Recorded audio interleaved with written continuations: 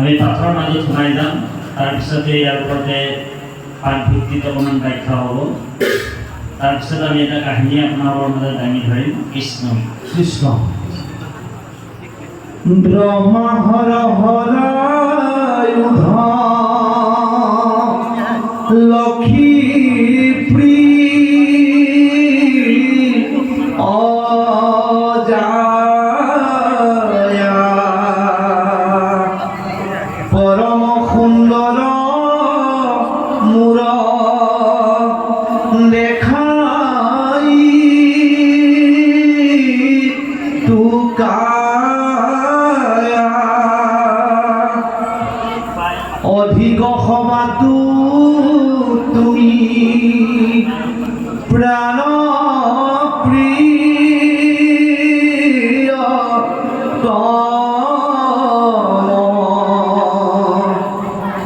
নাহিয়ার বান্ধবয়ু ধব তুমি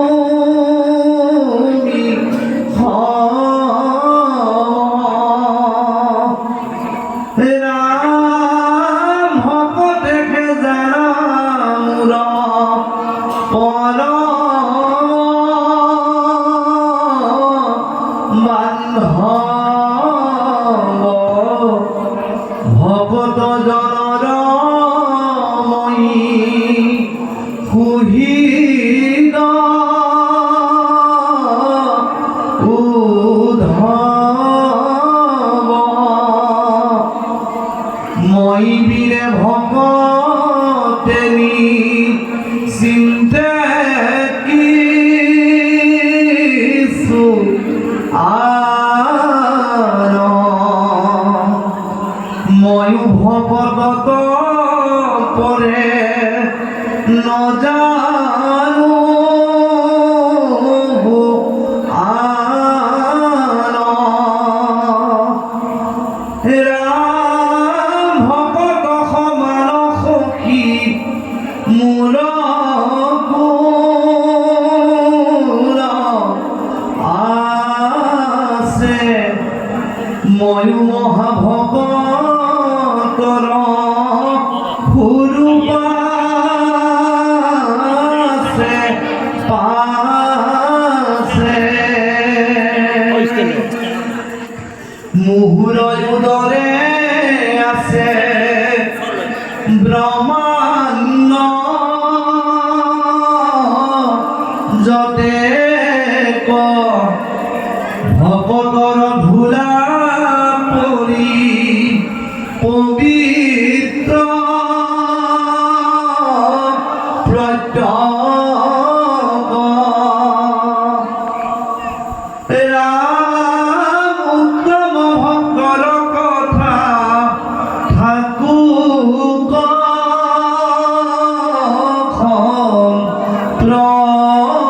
প্ৰতি সামান্য ভক্তৰো তৰে শুনাব মতি লোভে মোহে কামে ক্ৰোধে বিষয় ক্ৰোধ নোচোয় মূৰ ভকতকয়ে দুখ সামৰ্থ ভকতি আতি একোৱে নচামে ভকত কপালয় পুত্ৰক যেন মামে ভকতিৰ মহিমাকো হিয়া নপাও সীমা ভকতিৰ শুনা সখী আশ্চৰ্য মহিমা কৰৈ মুত ভকতিয় দাপি দুষ্ট চিতে ৰাম দহয় ভকতাৰ তথাপি তৰিতে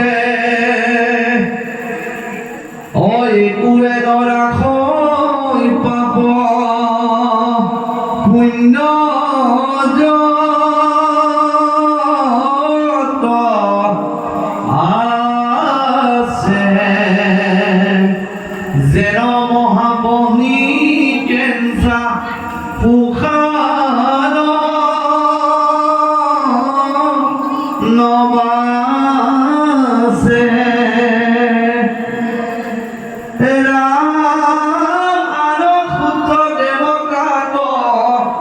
যদি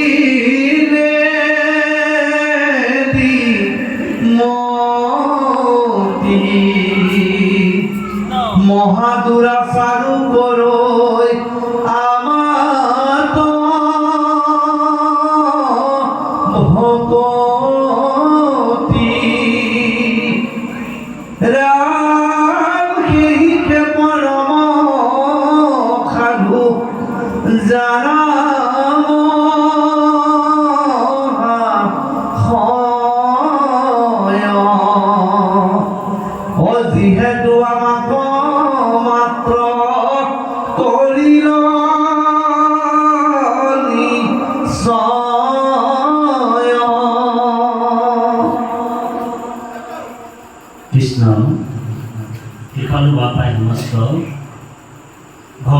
কৃষ্ণই উদ্ধৱক কৈছে, হে উদ্ধৱ, ব্ৰহ্মা হৰ হলায়া ধু লক্ষ্মী প্ৰিয় জায়া পৰম সুন্দৰ মূৰ দেখাইতো কায়া।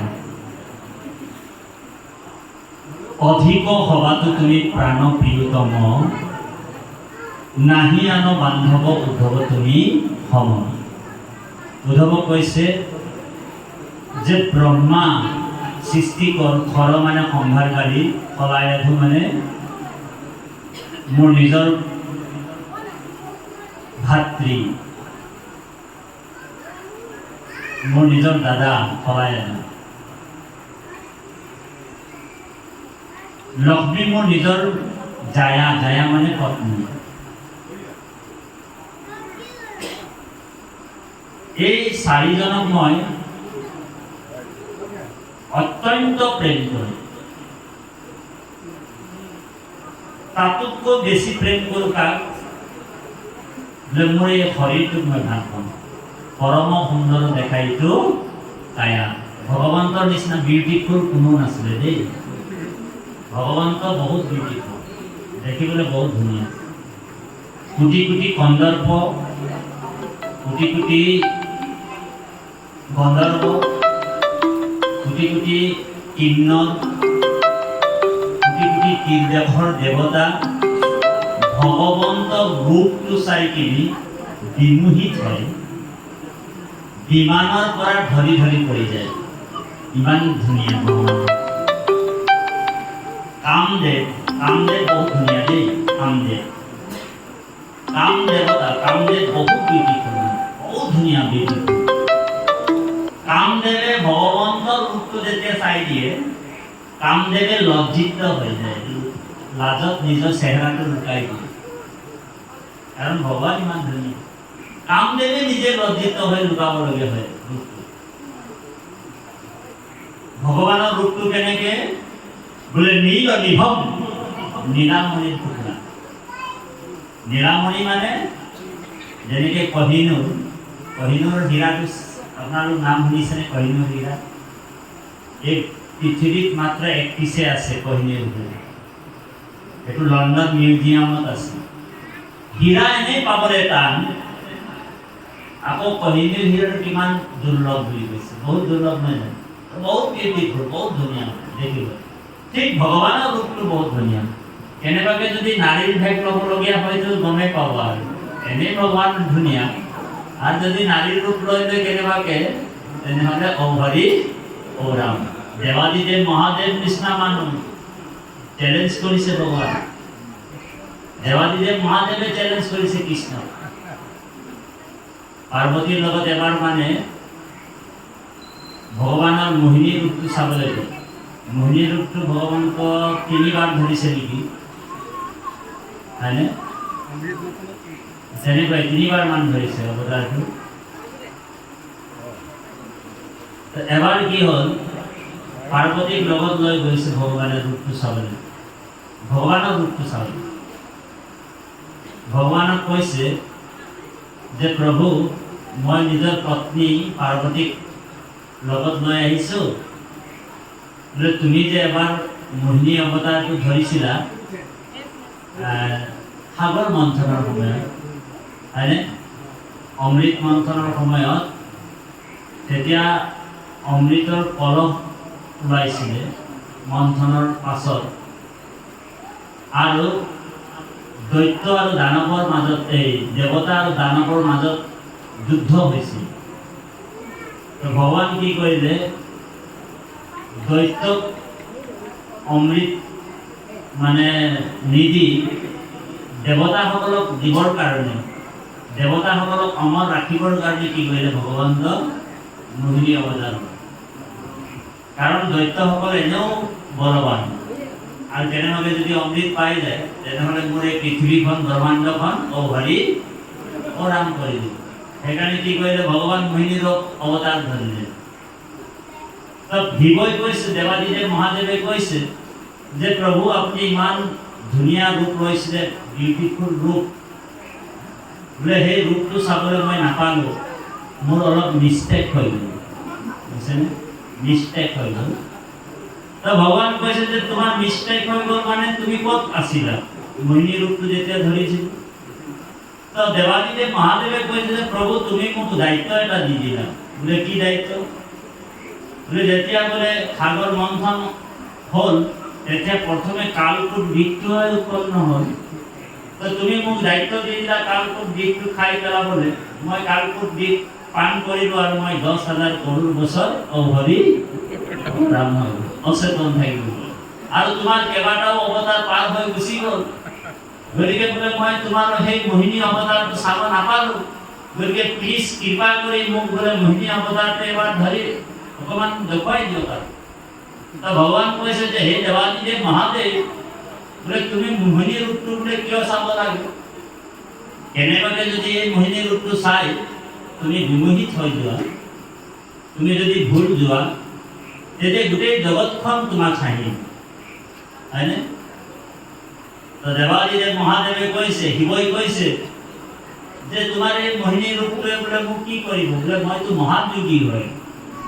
ই ৰাম মহাযোগ বলে বুদ্ধ কৰি আছো কায়া, ব্ৰহ্মময় দেখো কি কৰিতে পাৰে মায়া। দেৱাদিদেৱ ভগৱন্ত, দেৱাদিদেৱ মহাদেৱে ভগৱন্তক চেলেঞ্জ কৰিছে।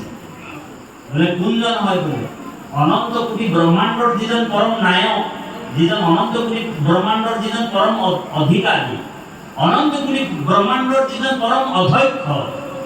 বোলে অধ্যক্ষ মানে স্কুলৰ প্ৰিন্সিপালৰ কথা কোৱা নাই ইয়াত, বোলে পাৰ্লামেণ্টৰ অধ্যক্ষৰ কথা কোৱা নাই। কোটি কোটি ব্ৰহ্মাণ্ডৰ যিজন পৰম অধ্যক্ষ, যিজন সুপ্ৰিম, সেইজনক দেৱাদিদেৱ মহাদেৱে কৈছে বোলে মহাযোগ বলে শুদ্ধ কৰি আছো কায়া, ব্ৰহ্মময় দেখো কি কৰিতে পাৰে মায়া। বোলে তোমাৰ মায়াই মোক কি কৰিব? মই গোটেই ব্ৰহ্মময় দেখিছো। ব্ৰহ্মময় মানে যে যত দেখা চৰাচৰ হৰিময় নিৰন্তৰ, হৰি বিনে নাহি পৃথক, যিজন ভকতিহীন হৃদেখে হৰিক ভিন্ন, হৰিৰ মায়ায়ে তাক মোহে। এইটো পিছত স্তুতি কৰিছে ভগৱান দেৱাদিদেৱ পাৰ্বতীক বুজাইছে। যেতিয়া মোহিত হ'ল দেৱাদিদেৱ মহাদেৱক, মানে ভগৱানে মোহি ল'লে, তাৰপিছত এই স্তুতিটো কৰিছে মহাদেৱে। তো ভগৱান ভাবিলে ইয়াততো অকণমান অহংকাৰ হৈ গ'ল। ভকতৰ যেতিয়া অহংকাৰ হয়, ভগৱানে কি কৰে? তাক সাৰ্জিকেল চিকিৎসা কৰে। ঔ হৰি ঔ ৰাম, ট্ৰিটমেণ্ট কৰে। মানে ভগৱান গম পাই গ'ল যে ইয়াততো অকণমান অভিমান হৈ গ'ল, অভিমান হৈ গ'ল, মহাদেৱৰ অভিমান হৈ গ'ল। তো ভগৱান কৈছে যে ইয়াৰ সাৰ্জিকেল চিকিৎসাটো কৰি ইয়াক ট্ৰিটমেণ্ট কৰাই কিনে ইয়াক ঠিক ঠাক নকৰিলে মোৰে বিপদ হ'ব। কাৰণ সংসাৰৰ দায়িত্বটো কাক দিছে? ভগৱান মহাদেৱক দিছে। যদি ইয়াক যদি অভিমানটো মই দূৰ নকৰোঁ, মোৰ সংসাৰৰ যিটো দায়িত্ব যিটো দিছিলোঁ ইয়াক, বোলে এই গোটেই খেলি মেলি হৈ যাব। তো ভগৱান কি কৰিলে? মোহিনী অৱতাৰটো লৈ ল'লে। ভগৱান এনেও ধুনীয়া জানে, আপোনালোক মই আগতেই ক'লোঁ। তাৰপিছত যেতিয়া মোহিনী অৱতাৰটো লৈ ল'লে, দেৱাদিদেৱ মহাদেৱ পাৰ্বতীৰ লগত বহুৱাই ৰাখিছিলে, ওচৰতে আছিলে। মোহিনীৰ পিছে পিছে দৌৰি দৌৰি গৈছে। আগত বেছিকৈ চৰ্চা নকৰোঁ, মই অকণমান থুলমূলকৈ অকণমান অনুমানিক বুজাবৰ কাৰণে মই আনিছোঁ চেপ্টাৰটো। তাৰপিছত মোহিনীৰ পিছে পিছে দৌৰ মাৰিছে। দৌৰ মাৰোঁতে মাৰোঁতে শিৱৰ অৱস্থা বেয়া হৈ গ'ল। ঔ হৰি ঔ ৰাম, দেৱাদিদেৱ মহাদেৱ দৌৰি দৌৰি গৈছে, পাৰ্বতীক পাহৰি গ'ল। আৰু মোহিনী ৰূপী ভগৱান কৃষ্ণক কৈছে, হে পৰম সুন্দৰী, বোলে কিয় বোলে মোক এনেকুৱা বোলে এৰি এৰি পলাই পলাই গৈ আছা? তোমাক বোলে মই পাটৰাণী বনাই ল'ম আৰু বোলে পাৰ্বতীক বোলে তোমাৰ দাসী বনাই দিম, প্লিজ বোলে অলপ সোনকালে আহি যোৱা। ঔ হৰি ঔ ৰাম। তো ভগৱান মিচিককৈ হাঁহিছে যে দেৱাদিদেৱ মহাদেৱৰ এইটো অৱস্থা, মোৰ মায়াত বোলে কোনো বাচিব। দেৱাদিদেৱ মহাদেৱৰ ইমান এটা অৱস্থা হৈ গ'ল, ভগৱান মিচিককৈ হাঁহিছে। মহাদেৱে কৈছে যে তোমাক মই বোলে মোৰ পাটৰাণী বনাই দিম আৰু তোমাৰ গাঁঠি বনাই দিম কা পাৰ্বতী। তাৰপিছত যেতিয়া ভগৱানে মহাদেৱক মুহি ল'লে, মায়াত ভগৱন্তৰ মোহ গ'ল। মই আগত বেছি চৰ্চা নকৰোঁ, আপোনালোক জানেই, পাঠ কৰিছে, সেইকাৰণে আপোনালোক মিচিং মিচিং হাঁহি আছে। আৰু যাওঁ কি নহওক, মহাদেৱৰ অহংকাৰ শূন্য হৈ গ'ল আৰু ভগৱানক স্তুতি কৰিছে। কি বুলি কৈছে? ইৰাম কটাই ক্ষত স্ৰজন্ত ব্ৰহ্মাণ্ড কোটি কোটি, এগোটা ডিম্বৰু মই ৰুদ্ৰ এক গোটি। মহাদেৱে কৈছে বোলে কটাক্ষতে স্ৰজন্ত ব্ৰহ্মাণ্ড কোটি কোটি। যিজন নেকি কেৰাহীকে চালে কোটি কোটি ব্ৰহ্মাণ্ডৰ সৃষ্টি কৰিব পাৰে। আৰু মই কোন হয় বোলে? মই এগোটা ডিম্বৰু মাত্ৰ এটা গুটিহে। বোলে যাহাৰ অংগত ভূয়ে চৰাচৰ বাজ, হেন হৰি মোহিলে আমাৰ কোন লাজ।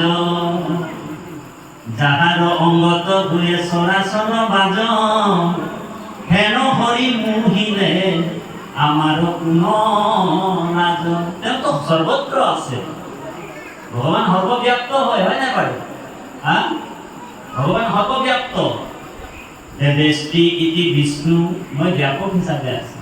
ভগৱান বোলে আন্ধাৰ ঘৰতো যদি আমি পাপ কাম কৰোঁ, চাৰিওফালে চকু ভগৱানৰ আছে।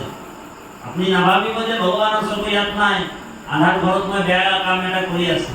ভগৱানৰ চকুটো তাতো আছে, কাৰণ ভগৱানটো হৰি সৰ্বত্ৰ, ঘটে ঘটে বহি আছে ভগৱান। बोले ना मंदिर में ना मस्जिद में ना सड़क में ना गुफा में, मैं तो तेरी पास हूँ। मैं तो तू हृदय लगी। बोले ईश्वरो सर्वे भूतेषु भूतात्मा अवस्थित, भगवान সকলো হৃদয়তে আছে। बोले समस्त प्राणीर মই आत्मा অন্তর্যামী, শুভা শুভ ফলদাতা সাক্ষী ৰূপে স্বামী। মই সাক্ষী ৰূপে সকলো হৃদয়ত বহি আছে। এখানে ভক্ত প্ৰহ্লাদক সুধিছে নহয়, হিৰণ্যকশিপুৰ ক'ত আছে তোমাৰ ঈশ্বৰ? তো ভক্ত প্ৰহ্লাদে কৈছে ঈশ্বৰ সৰ্বে ভূতেষু ভূতাত্মা অৱস্থিত। ভগৱানকে সকলো জেগাতে মই দেখিছোঁ প্ৰভু। এই পিতা বোলে ইয়াত আছে, বোলে ইয়াতো আছে। দেৱেষ্টি ইতি বিষ্ণু, ব্যাপক হিচাপে আছে। বোলে ইয়াত আছে, বোলে ইয়াতো আছে। তাত আছে, তাত আছে। বোলে খুঁটাটোত, বোলে খুঁটাটোত আছে। তেতিয়ালৈকে কিন্তু খুঁটাটোত কৃষ্ণ নাছিল, ভগৱান নাছিল, নিৰসিংহ ভগৱান নাছিল। বুজিছেনে?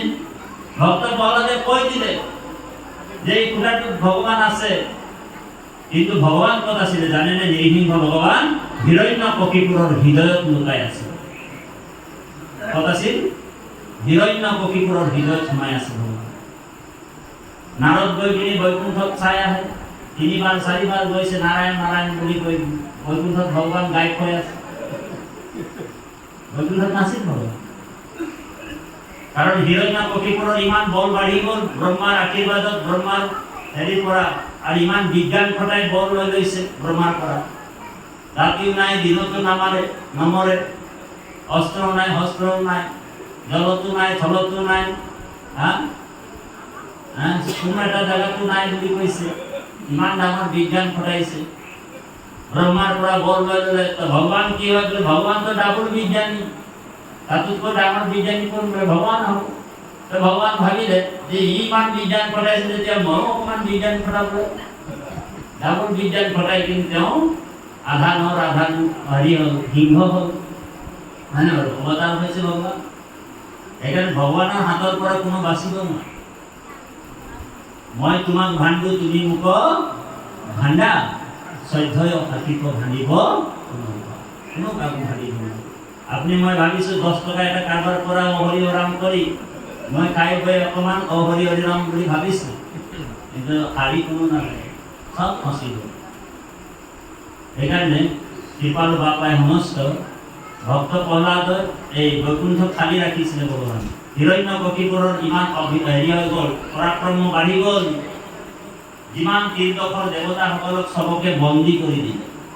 ইন্দ্ৰকে আদি কৰি যিমান দেৱতা হওক স্বৰ্গত গৈ গৈ তেওঁ বহি থাকে টাইম বাই টাইম। কেতিয়াবা বোলে মধ্যৰ পৰা গৈ কিনি স্বৰ্গত বহি থাকে ইন্দ্ৰ যায়। কেতিয়াবা কেতিয়াবা বৈকুণ্ঠ যায়, কোন বিষ্ণু বোলে কোন হৰি বোলে মোৰ ল'ৰাটোক বোলে অকণমান হেৰি পঢ়া লিখাত ডিষ্টাৰ্ব কৰিছে, এনেকুৱা বুলি ভাবি ভাবি বৈকুণ্ঠলৈ যায়। বৈকুণ্ঠ কিন্তু খালী ৰাখে ভগৱান। ভগৱানটো পলাবলগীয়া হৈছিল, হিৰণ্যকশিপুৰৰ ইমান বল বাঢ়ি গ'ল বোলে ভগৱান পলাই আছে। কাৰণ যেতিয়ালৈকে হিৰণ্যকশিপুৰৰ ডিঙিলৈকে পাপটো বাঢ়ি নাযাব তেতিয়ালৈকে তেওঁক মাৰিব নোৱাৰে। সেইকাৰণে ভগৱান ভাবিছে যে পাপটো তেওঁ পূৰা নোহোৱালৈকে ইয়াক মই মাৰিব নোৱাৰোঁ, সেইকাৰণে মই অকণমান চাইড হৈ থকাই ভাল বুলি ভগৱান লুকাই লুকাই পলাই পলাই থাকে, বুজিছেনে বাৰু?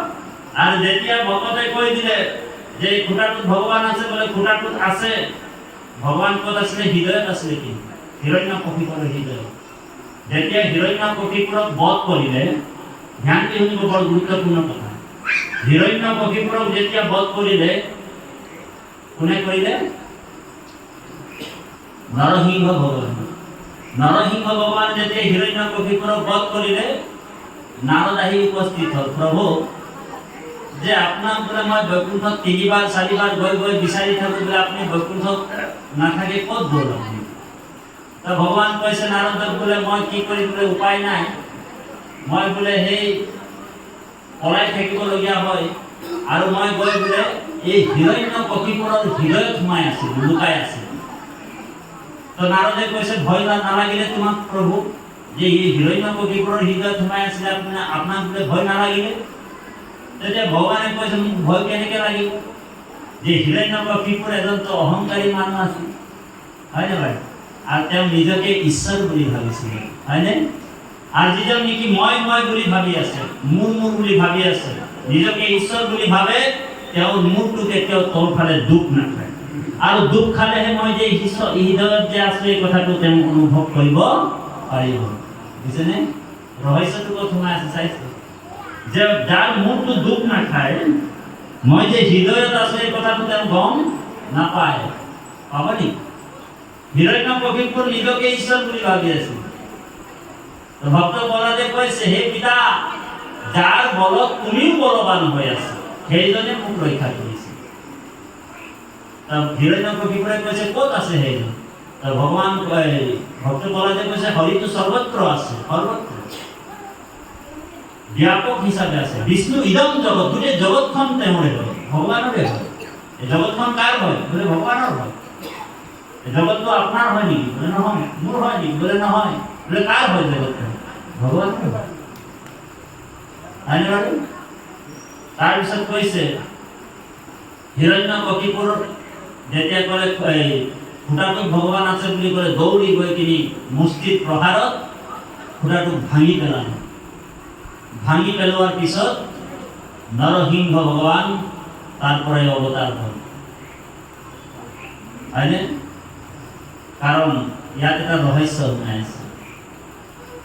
ভগৱানে অকল ভকতকে ৰক্ষা নকৰে, ভগৱানে অকল ভকতকে ৰক্ষা নকৰে, ভকতৰ বাণীটোকো ৰক্ষা কৰে ভগৱানে। সেইকাৰণে ভকতৰ আশীৰ্বাদটো বৰ ডাঙৰ আশীৰ্বাদ। আপোনালোকক যে আশীৰ্বাদ দিব এতিয়া ভাগৱত পাঠৰ পিছত, সেৱকী হোৱাৰ লগে ভগতে আশীৰ্বাদ দিয়ে নাই?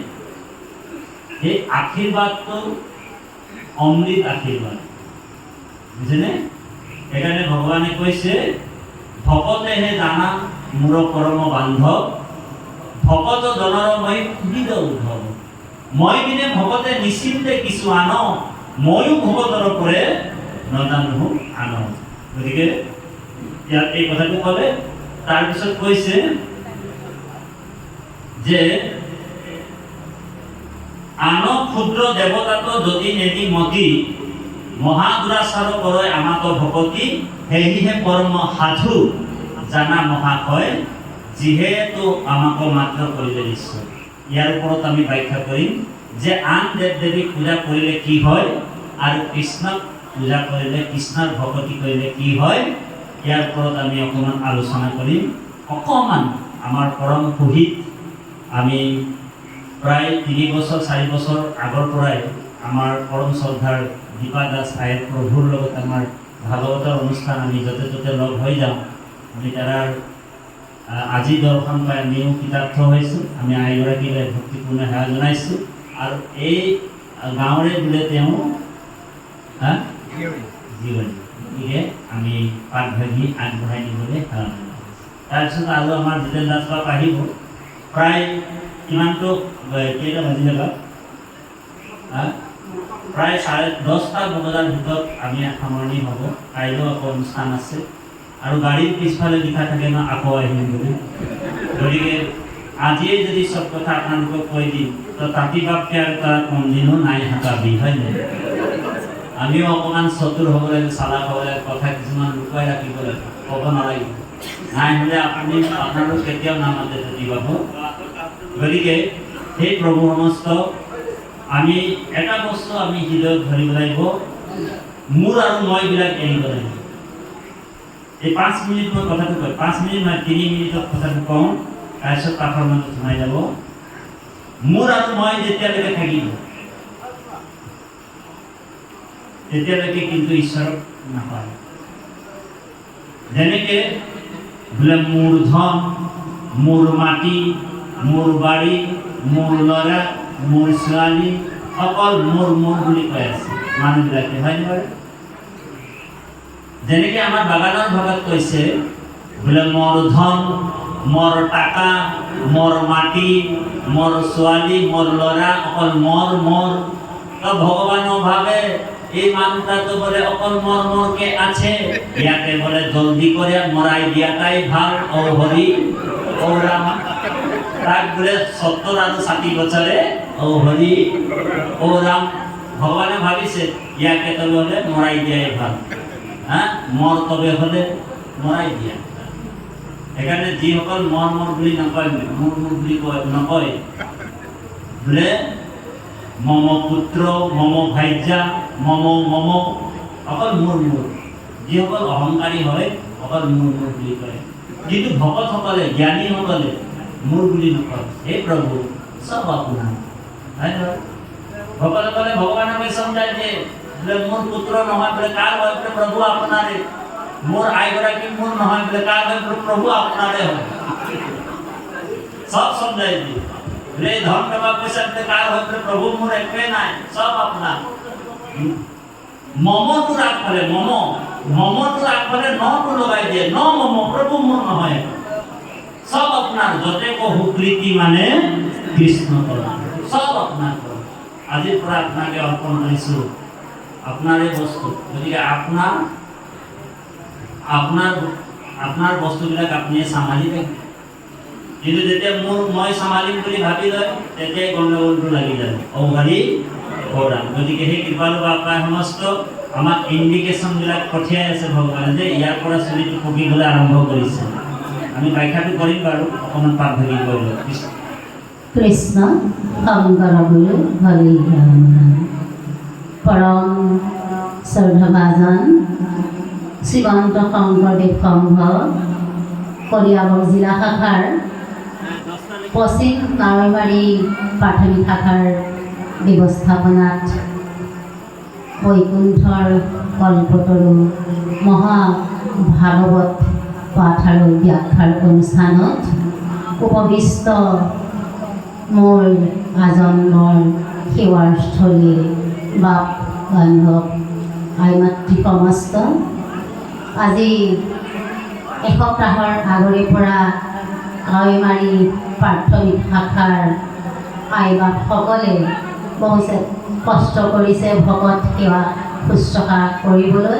আই মাতৃ সমস্ত লাড়ু পিঠা বনোৱাকে আদি কৰি শাক খাৰধি কৰালৈকে ভকত সেৱা শুশ্ৰূষা কৰি কৃষ্ণদেৱ মন প্ৰাণ অৰ্পণ কৰিছে।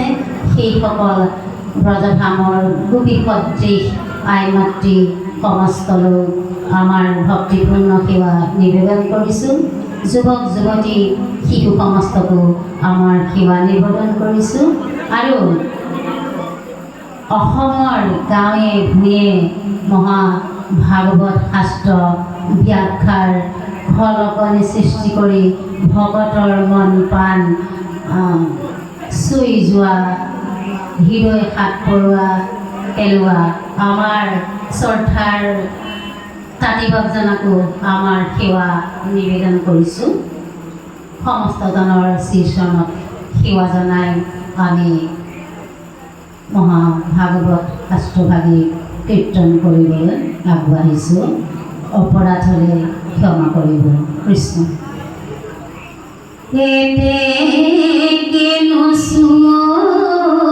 পাপে পুইনা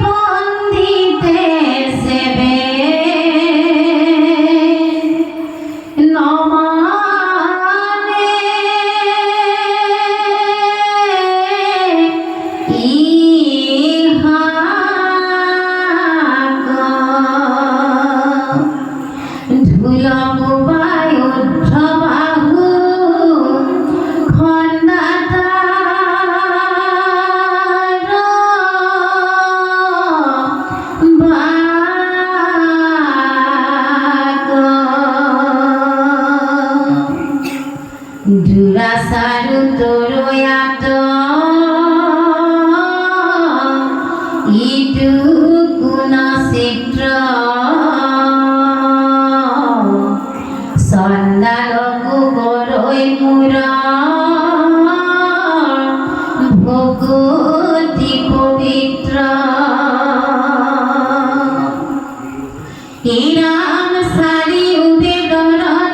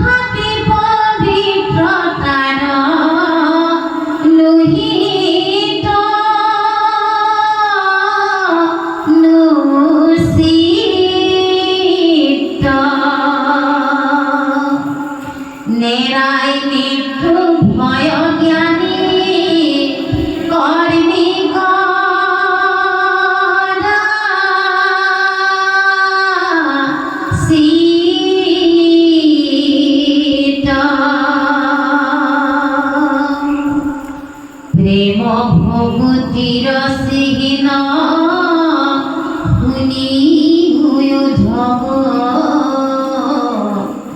হরি হরি বুলন্তে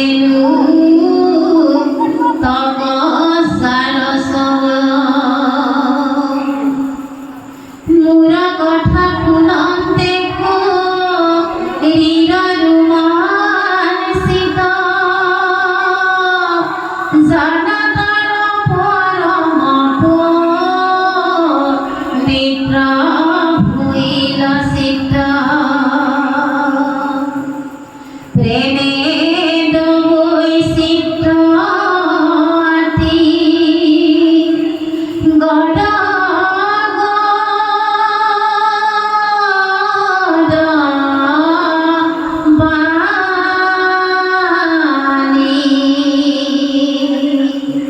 কতু হাকই কতু কান্দই মুখ প্রিয়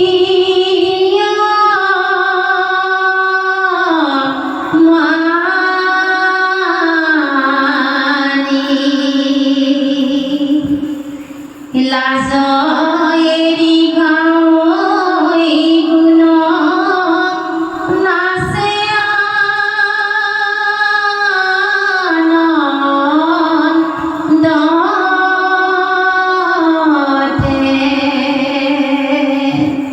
জগত পবিত্র করৈ হিহি হে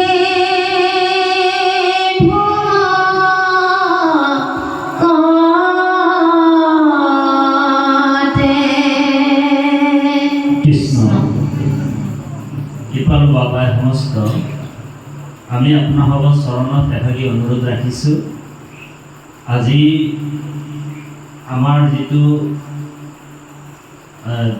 এই অনুষ্ঠানটি আপোনালোক আমাৰ এটা চেনেল আছে মুকুন্দ নামটো মুকুন্দ এই চেনেলৰ মাধ্যমেদি আজি অকণমান ভিডিঅ' এটা অকণমান আগবঢ়াম আপোনালোকৰ মাজত সেই চেনেলটো আপোনালোক ওলাই ল'ব ছাবস্ক্ৰাইব কৰিব পাৰিলে তাত আপোনালোকৰ মুখবিলাক ওলাই যাব অভাৰী আপোনাৰ অৱৰাধন গতিকে এই কথাটো আমি মাজতে কৈ থলোঁ আপোনালোকক আৰু ইয়াত ভগৱানে কি কৈ আছে ভাগৱতত ভগৱানে কৈছে আন ক্ষুদ্ৰ দেৱতাক যদি নেদি মতি মহাদুৰাচাৰো কৰে আমাৰ ভগৱান যদি মহাদুৰাচাৰজনেও যদি অন্য দেৱ দেৱী পূজা নকৰি কেৱল মোৰ মোকে ভকতি কৰিছে সেইজনক পৰম সাধু বুলি ভাবি দুৰাচাৰ মানে ধৰি লওক অকণমান মানে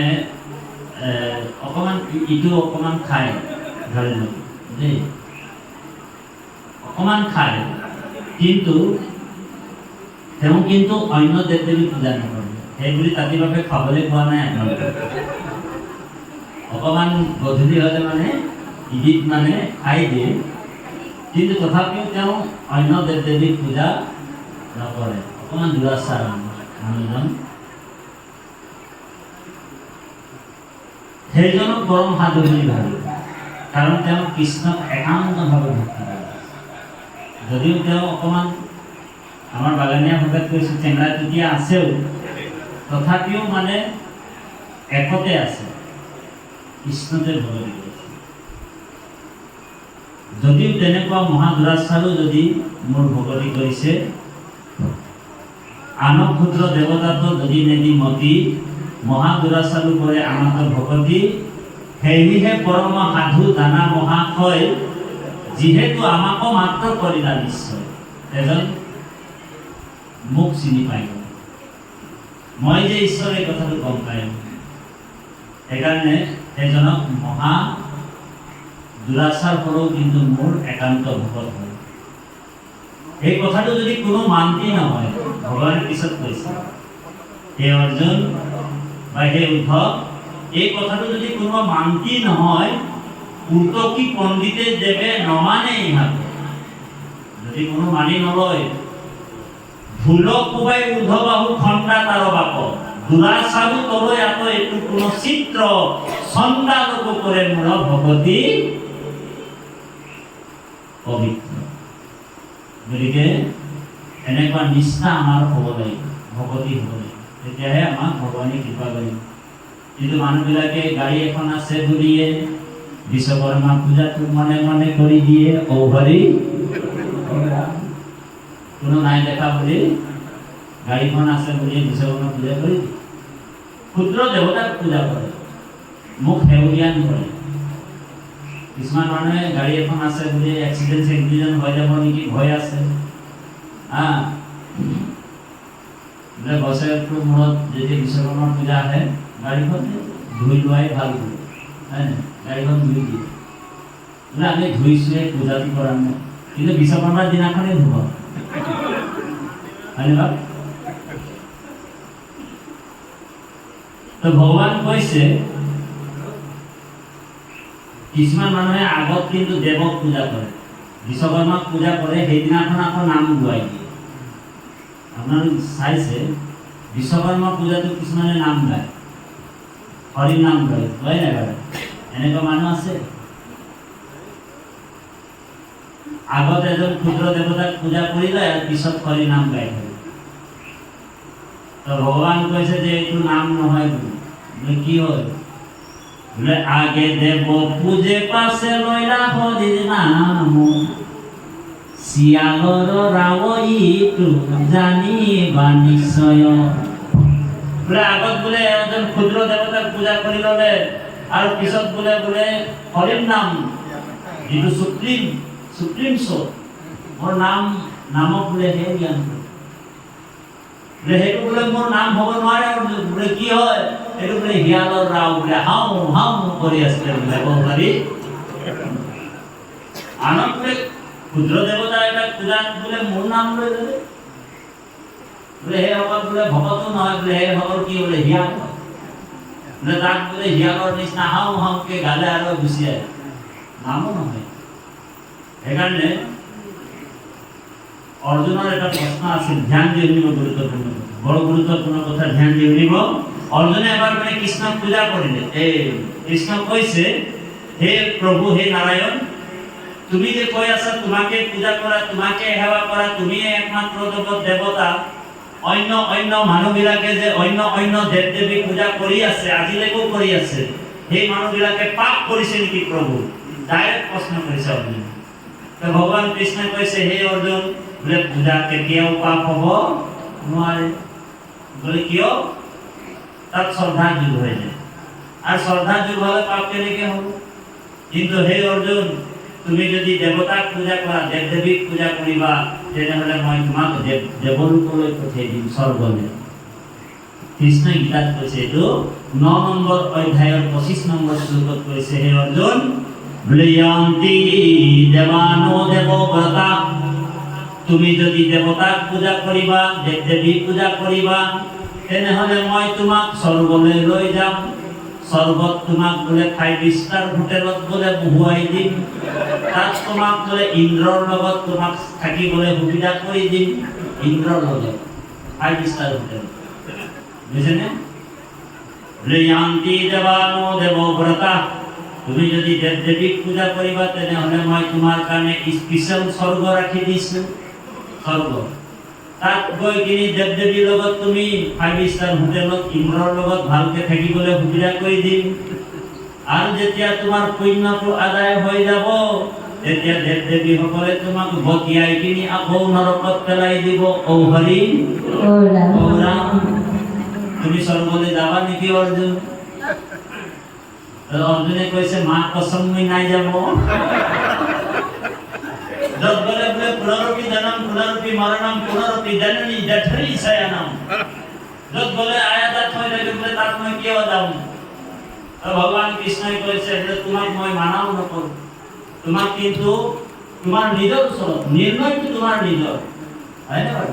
অৰ্জুনক নাই কোৱা যে তুমি দেৱ দেৱী পূজা কৰিবলৈ বন্ধ কৰি দিয়া, ভগৱান নিৰ্ণয় তোমাৰ নিজৰ, কোনটো কৰিলে কি হ'ব, ক'ত। মই তোমাক গোটেই বস্তুটো খুলি দাঁড়ি পাতি চব ভাঙি কিনি কৈ দিছোঁ, কিন্তু নিৰ্ণয় তোমাৰ, কোনটো ধৰিলে তোমাৰ গতি হ'ব তুমি নিজেই হেৰি কৰিব, নিশ্চিত কৰা, হয়নে বাৰু? মহাত্মা গান্ধীয়ে কৈছে যে জীৱনৰ আটাইতকৈ কঠিন কামটো কি? জীৱনৰ আটাইতকৈ কঠিন কামটোৱে হৈছে নিৰ্ণয় কৰা আমি কি কৰিলে আমাৰ গতি হয়। ভাগৱত কি হয় বোলে ভাগৱত হৈছে আত্মবিশ্লেষণ। আমি ক'ৰ পৰা আহিলোঁ, ক'লৈ যাব লাগিব, আমি কি কৰিব লাগিব, এই সংসাৰত কি কৰিব লাগিব। পৰীক্ষিতৰ উত্তম প্ৰশ্ন।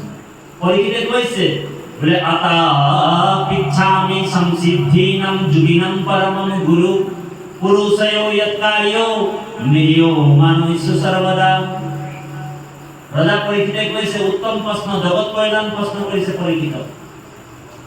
তোমাৰ চৰণে মৰণ সময়ে কুসুম প্ৰভু সাম্প্ৰত নিৰীহ মানৰ লোক সদায় কি কৰ্ম কৰিবে ইটো লোকত। আমি সকলোৱে মৰিবলৈ গৈ আছো। পৰীক্ষিতে এইটো নাই কোৱা যে মই মৰিবলৈ গৈ আছো, মোৰ কাৰণে কিবা দৰৱ আছে যদি দি দিয়া, পটাপট মই খাই দিওঁ, মই বাচি যাওঁ। প্ৰশ্ন কৰিব পাৰিলেহেঁতেন, বিচাৰিব পাৰিলেহেঁতেন দৰৱ। পৰীক্ষিতে কৈছে জানো যে মই মৰিবলৈ গৈ আছো, 7 দিনৰ পিছত মই মৰি যাম, তোমাৰ ওচৰত কিবা যদি দৰি বুটি আছে দি দিয়া, মই খাই দিম আৰু বাচি যাম। সকলোবোৰ ক'ব পাৰিলে, কিন্তু সেইটো নাই কৰা। প্ৰশ্ন কি কৰিছে যে আমি সকলোৱে মৰিবলৈ গৈ আছো, আমি সকলোৱে মিৰিয়মান লোক, আমি মৃত্যুমুখী মানুহ, আমি সকলোৰ কাৰণে কিবা দৰৱ আছে যদি তুমি দি দিয়া। হয়নে বাৰু? পৰীক্ষিতৰ এইটো প্ৰথম প্ৰশ্ন। প্ৰশ্ন হ'ব লাগিব জগত কল্যাণ প্ৰশ্ন, প্ৰশ্ন হ'ব লাগিব জগতৰ হিতৰ প্ৰশ্ন। এনেকুৱা প্ৰশ্ন যদি থাকে ভকতক পালে মানে আমি সুধিব। আৰু ভাগৱতটো অকল প্ৰশ্ন উত্তৰেই কৈ আছে বাৰু, কাৰণ ৰজা পৰীক্ষিতে প্ৰশ্ন কৰিছে, উপগুৰুৱে উত্তৰ দিছে। ৰাতি বাপে আৰু কি উত্তৰ দিব আপোনালোক, বা প্ৰশ্ন আৰু কি বেলেগকে আৰু আছে নেকি? প্ৰশ্ন ভাগৱতত আৰু একো নাই। প্ৰশ্ন পৰীক্ষিতে কৰিয়ে আছে ইতিমধ্যে। ভাগৱত অকল পৰীক্ষিতৰ কাৰণে নহয়, ভাগৱত পৰীক্ষিত মাত্ৰ নিমিত্ত। পৰীক্ষিত মৰিব 7 দিনৰ পিছত, 7 দিনৰ পিছত আৰু আমিও মৰিম 7 দিনৰ ভিতৰত। হয়নে বাৰু? আমাৰ জীৱনত বিৰক্তি আহিব লাগিব, বৈৰাগ আহিব লাগিব 7 দিন ভাগৱত শুনাৰ পিছত। পৰীক্ষিতৰ বৈৰাগ আছে, বিৰক্তি আছে। পৰীক্ষিতে কৈছে এই ৰাম গৃহ অন্ধকূপতে পৰিলো মই পাপ, গৃহ অন্ধকূপতে পৰিলো মই পাপ, কৃষ্ণৰ কৃপা